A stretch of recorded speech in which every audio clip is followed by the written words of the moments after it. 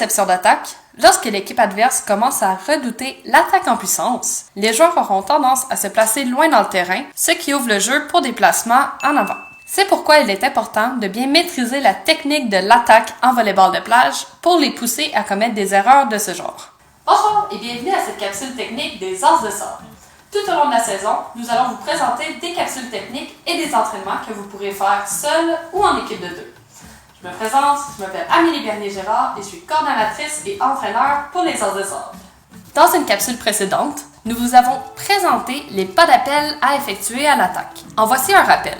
Vous voulez vous déplacer sous le ballon à l'aide de 3 pas qui gagnent en rapidité. Le premier permet de vous orienter vers le ballon, puis les 2 prochains de vous donner l'élan pour vous propulser en hauteur. Vous devez fléchir vos genoux, avoir les bras droits vers l'arrière, et lorsque vous sentez le fond du terrain sous vos pieds, vous propulsez vers le haut à l'aide de vos bras. Pour la frappe, le premier mouvement est d'armer le bras dominant pour préparer votre frappe. Vous devez soulever les 2 bras. Le bras non dominant doit pointer le ballon. Vous devez ouvrir votre épaule dominante et amener votre bras dominant derrière vous en hauteur. Le coude doit être fléchi et plus haut que l'oreille. La main de frappe est ouverte. Vous devez ensuite abaisser votre bras non dominant tout en tournant les épaules vers le filet et en avançant le coude de frappe en hauteur. Le bras sera ensuite en extension complète au moment de frapper le ballon. La main doit contacter le ballon en hauteur, puis à l'aide d'une rotation du poignet, enrouler le ballon pour lui donner une rotation vers l'avant.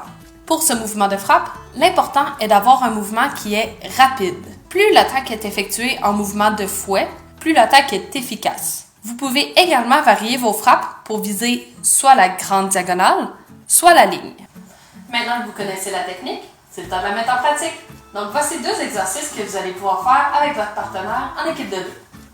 Avant de pratiquer l'attaque avec le saut, il est intéressant de pratiquer le mouvement des bras afin de bien les contrôler. Vous devez donc vous placer face à face, un joueur de chaque côté du filet. Vous devez effectuer le mouvement de frappe en contrôle vers votre partenaire. Celui-ci vous le renverra en frappe également. Assurez-vous de lancer le ballon à 2 bras afin de bien copier le mouvement d'élévation des bras effectué lors du saut. Vous pouvez pratiquer la frappe sur la ligne, puis la diagonale. Effectuez 15 répétitions pour chaque cible. Ensuite, il est temps de mettre en pratique le saut d'attaque et le mouvement de frappe en même temps. Votre partenaire vous lancera un ballon comme s'il vous faisait une passe. Environ 3 mètres au-dessus du filet, 2 mètres devant lui. Vous devez effectuer les pas d'attaque puis frapper la balle. Effectuez 10 répétitions vers la diagonale, puis vous échangez les rôles. Ensuite, vous effectuez 10 répétitions vers la ligne et vous échangez les rôles. En maîtrisant bien votre attaque, vous réussirez à faire reculer vos adversaires vers le fond du terrain, libérant ensuite la zone près du filet que vous pourrez exploiter en effectuant un placement.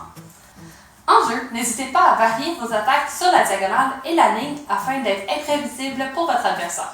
Sur ce, bon entraînement et on se voit la semaine prochaine!